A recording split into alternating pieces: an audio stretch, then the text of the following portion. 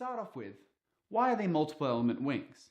If you've watched my video on vortex generators, and at this point you probably should have, you'll know that flow separation is caused on surfaces when they exceed a critical adverse pressure gradient.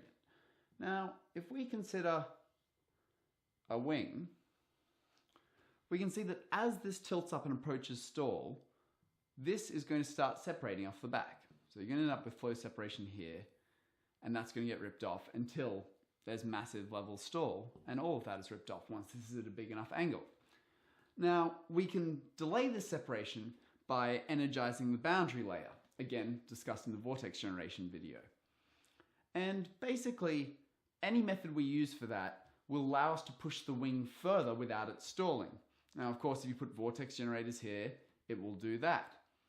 But where's there an area of high energy flow? Well, on the top, it's getting pressurized by the oncoming flow, right?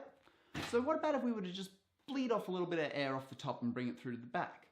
So we'll just do a little bit of a pass through here. And we can see now that that's going to energize this boundary layer here.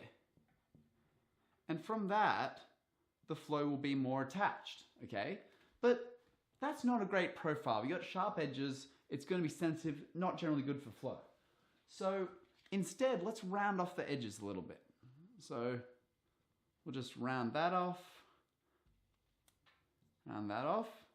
and we're now getting something that's more like a multi-element wing, but now let's try and just extract a little bit more from it. So we'll use that extra energy off the high area to act as if we're starting a new wing at a new angle of attack out from scratch.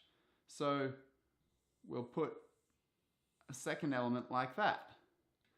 And now we can see that this is a multi-element wing. And this is why multi-element wings exist, because you can take that high energy flow off here and then use it to keep the flow attached on there. And this is why at low angles of attack, you do not need a multi-element wing. You only need it when you're trying to push it much harder.